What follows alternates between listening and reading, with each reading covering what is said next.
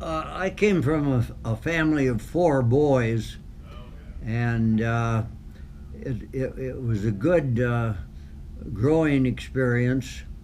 The the family always leaned, from memory, always leaned in the direction of athletics, and we just varied from one season to the next on whatever it was going to be.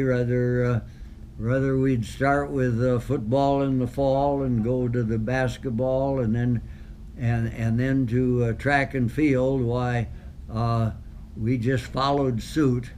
We had a full half block in the father and mother's house. It was half a block deep, so most of the time, particularly in the old house, we had either a basketball court or high jump or pole vault pit in the backyard, and it was continuous from one season to the other. And with four boys, why, there was always someone at home to throw the ball to, or to have a little one-on-one on the basketball court. So then when summer came, it was golf, and the whole family they were kind of golf nuts, and they were the two older brothers were at a little higher level than the youngsters were back then, and we tried our best to catch up with them. And so the boyhood was kind of a contest from one sport to the other, and it was a lot of fun. So it ended up all four of us were in the service at different times, and so we've got our mother and our grandmother were proud of us because we were ex-servicemen, and that was a unique experience for all of us. The brother that served the longest was he was a career Air Corps. They called it Air Corps instead of Air Force back in '39 when he went in, but he put in 26 years in the Air Force, and going in '39, why, they best utilized him as an instructor for bombing wings. So he served overseas, but he didn't see any combat as an instructor. And then my oldest brother was over in Europe, and he was an infantryman, and probably put in 4 years at least as a captain in the infantry, and my younger brother was also in the infantry, and I think Herb served probably 2 years in the service, and by my birth date, I wasn't in as long as any of my brothers, and I stayed stateside in the Air Corps, and instead of being a pilot, why, I ended up being a parachute rigger in Chanute Field, Illinois. And I was hoping against hope that my final exam wasn't going to be to jump a chute that I packed, and I ended up escaping that experience. What are some of the things that maybe learned through military service that you then carried with you?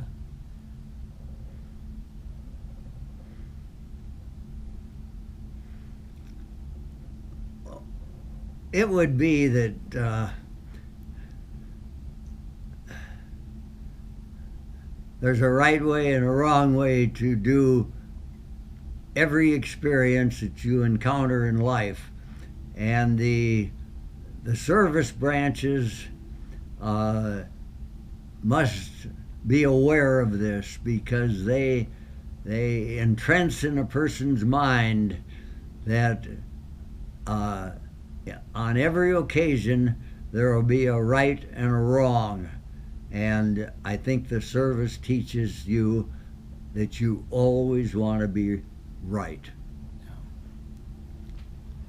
Brookings, can you talk about how you came back to Brookings after military service, or how you got started in this community that we endear so much?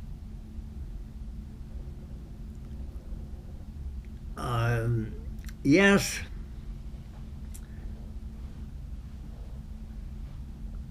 Right after the war, of course, they had the GI Bill. And so I was one of the early ones out of the service, but there were plenty of other South Dakotans that had got out early and came back to South Dakota State, or else began their collegiate experience at South Dakota State.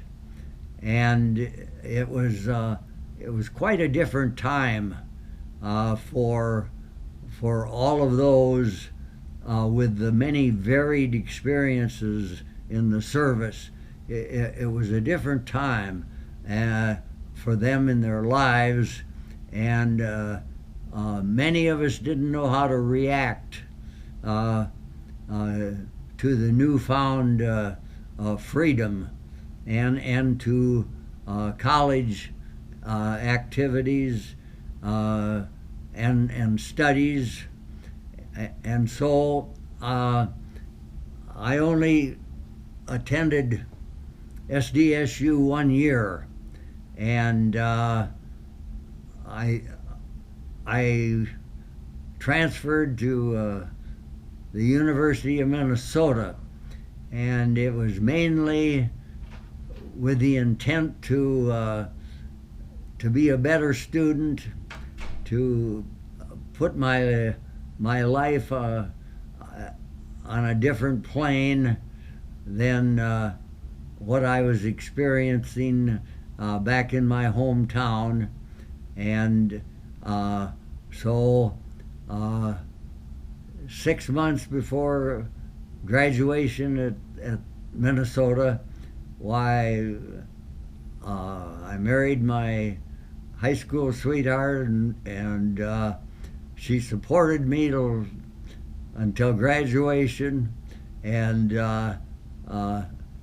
then we commenced to be out in the world. Can you talk to me about your business ventures, and then ultimately how you got started with selling shoes? How does that start? We were in the furniture business as a family, and also the funeral home. And we had the furniture business on the corner of 4th Street and Main Avenue in Brookings, and it was a huge building. It was at a 50-foot front, and it was 150 foot deep, and all of that was wonderful except when it snowed. It was a corner lot. There was no such thing as a snow blower. We had 200 feet of sidewalk to shovel with shovels. My lot was also on a corner lot where our house was, and that was a big lot. So we dreaded winters. But in 1970, when the running craze started, we had a group that had been running down the alleys in Brookings, and kind of a secret pack, and we thought that there must be something better out there than high-top canvas basketball shoes. So we had a little meeting, a half dozen or a dozen of us, and they appointed me chairman to go to the library and look for another shoe that could be used in our jogging. I pulled out a few of the outdoor magazines, and on the back cover there was a ad for a tiger shoe from a sporting company in Southern California. Well, it looked like it would be a nice running shoe, so I took our store stationery and got the sizes from my teammates, got their sizes, and ordered a dozen shoes. And evidently the company thought we were dealers because of the letterhead on the stationery I sent my order in. So in just a few days, these shoes showed up, and they were wonderful. We couldn't believe the quick service, and we couldn't believe especially the price. They invoiced us for $8.95 a pair. Well, all of my teammates were just elated with both the shoes and the price, and all of a sudden we were bombarded with requests to get me a pair of those shoes. So it seemed like we were in the shoe business in a hurry. And I was supposed to be doing some furniture business, and all of a sudden I was busy fitting shoes. Well, it wasn't long before I knew that the popular sizes were 9.5, 10, and 10.5, so I'd buy some extra shoes of those sizes and have them available for drop-in trade. So down in the basement, along with our newly acquired Runner's World and Track and Field News library, why we started having boxes of running shoes. And we didn't spend any money advertising. The word of mouth took over from then on, and we were in the shoe business beginning in '69, and it was only 3 years later that we had a letter from a company that called themselves Nike, and they wanted to know if we'd be interested in being their exclusive dealer in Brookings, South Dakota. Well, of course, we didn't know much about the game, so we said absolutely we'll be your dealer, and we just took a flyer on this new company called Nike. And as it turned out 50 years later, why, Nike was still around and doing well, and we made the right decision. So that's how we got into the shoe business down in the basement of the furniture store. So we had the library in the basement, we had shoes in the basement, and life was good. So that's that's the way we evolved into the running shoe business, and we only had Nike as a supplier for all those 47 years that we were in the shoe business. And hopefully we were important to Nike, and they were definitely important to us. What do you see, or predict here for the future, for the running and the culture? I believe that with the background that has been created here in Brookings, South Dakota, it's a can't-fail mission. History, it's just there, and it's so important, and we have it here in Brookings, and with the progressive athletic department, all the way up to the athletic director and through all the coaching and support staff, I just envision that the trend will continue upward for the foreseeable future, both in all of the sports, but particularly with track, field, cross country, and road racing. It looks very good. That's great. Thank you. Let me ask you a question about what it's like to have another student athlete come back, as coach, Rod DeHaven. Oh my. Yeah. Okay. Yeah, you picked a good one, Rod DeHaven. We'll probably close with him because he's still here. So, I got to know Rod quite well, quite early, because probably because of the Jack 15, which he ran, as even a 10 or an 11-year-old, or perhaps the state fair 10-mile or state fair 10K here in South Dakota. We used to go over to Huron, and he would be running that race, and I'd be running with a young lady by the name of Vicky Coyle.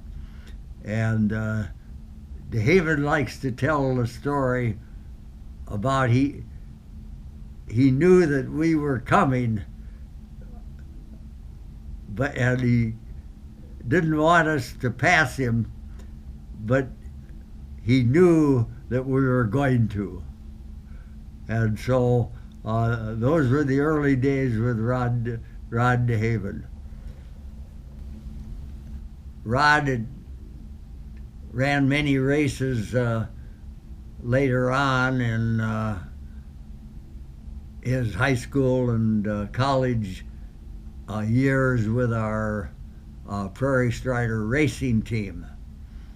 In fact, I well remember the time, I think it was the first time we took him to Ames, Iowa, and he ran the 5K, which of course isn't the main race at Midnight Madness, but they still have several thousand runners in the 5K. But Rod had forgotten to bring his racing flats, so like a good team member, I let him use mine because I ran the longer race. And they still had some magic in them because he won the 5K that night as probably a 17-year-old high schooler. And after that performance, why they knew him well, in Ames, Iowa from then on. So we had many good times like that. We would go to Lincoln, Nebraska. We would go to Omaha. We would go to Ames and Des Moines, and we'd go to the Twin Cities. And he never failed to run at his high levels. So it's been a fun experience for me as a kind of a coordinator of the running club, and I've enjoyed it immensely. If we had a dozen Rod DeHavens, why we wouldn't have too many. So, and after he left us and went to Wisconsin, why we followed his all of his endeavors back there, and never ceased to be amazed at his performances. So we're big fans of his personally, and as a fellow Prairie Strider member through all these years. That's great. So when he evolved after he got the competitive running out of his system to a degree, why we were pleased that he would come back and as the coach of the Jackrabbits, and it's still a continuing experience for him and for his teammates from the old days. They all cheer for him every time they're able to come back and be part of the scene of either cross country or track and field, whether it's indoor or outdoor. So he's already done a fabulous job, and he'll continue to do that and more.